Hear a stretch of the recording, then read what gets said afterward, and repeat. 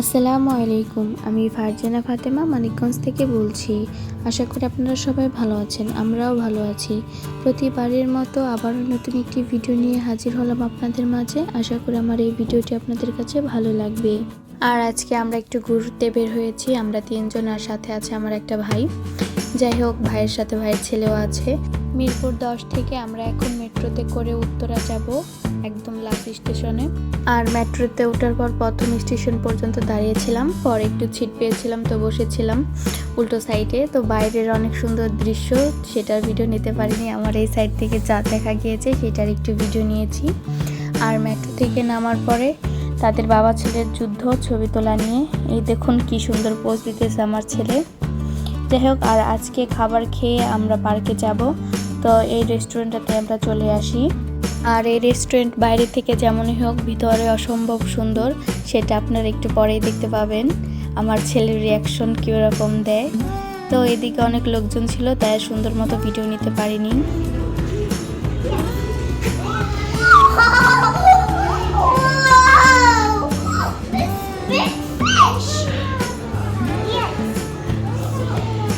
আর আমাদের সবাইকে সারপ্রাইজ দেওয়ার জন্য আগে থেকে বলে রাখিনি যে আমরা কোন রেস্টুরেন্টে যাব।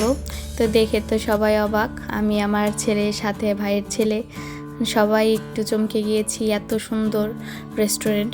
যাই হোক, এখন মাছের খাবার দিয়েছে, খাবার খেতে আমাদের না, আবার মাছের খাবার দিয়েছে। তো আমার ছেলে একটু একটু করে দিচ্ছে। রেস্টুরেন্টের ভিতরটা বেশি বড় নয়, কিন্তু দেখতে অনেক সুন্দর এই মাছের কারণে। আর এটার মূল আকর্ষণই হচ্ছে এই মাছ। আপনি যেখানে বসবেন তার সাইড দিয়ে মাছ চলাচল করবে।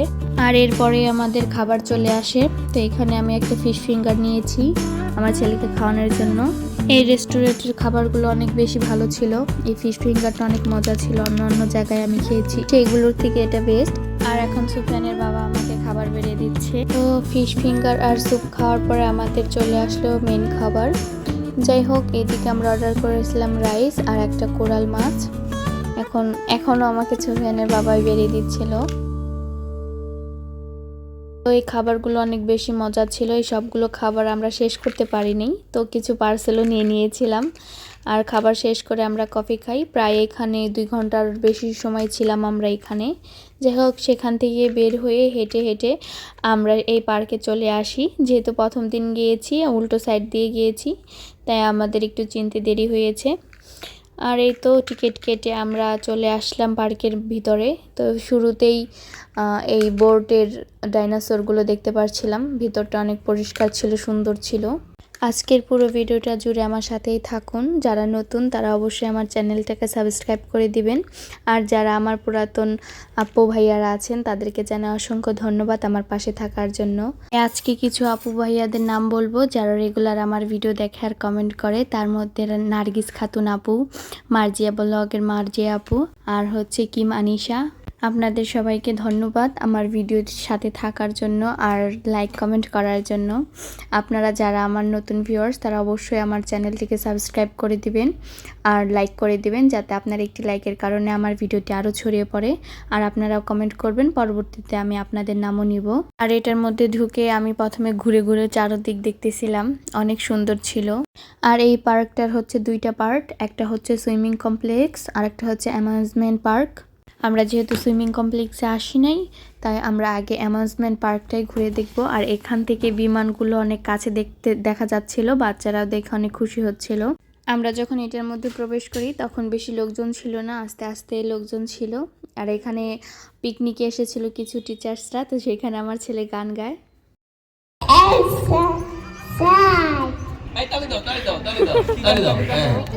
সুন্দর হয়েছে।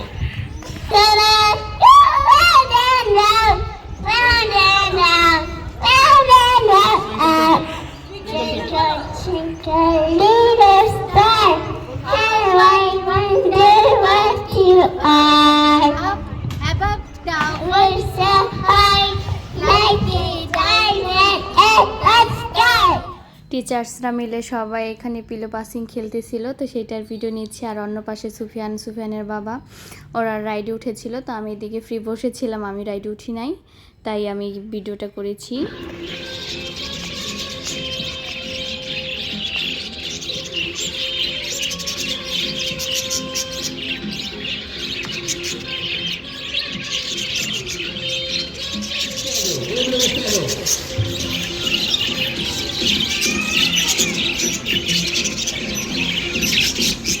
বড় হওয়ার পর প্রতিটা মানুষই তার ছোটবেলার সময় ফিরে যেতে চায়, কিন্তু ভাগ্যক্রমে আর সেটা সম্ভব না।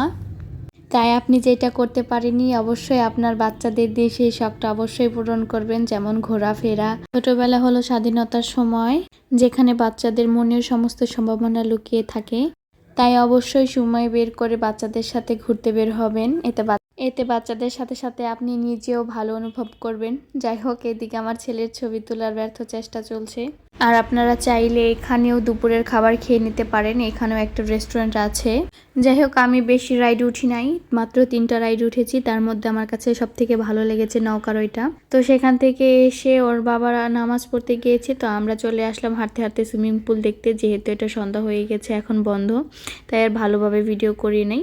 আর বাচ্চাদের নিয়ে গিয়েছি, যদি ওরা লাফ দিয়ে তো আমার তো তখন অনেক খারাপ অবস্থা হয়ে যাবে। যাই হোক, এখানে আমি জামরুল গাছের ভিডিও করছিলাম। এখানে ছোট ছোট কিছু জামরুল হয়েছিল, আমার খুব খেতে ইচ্ছে করছিল।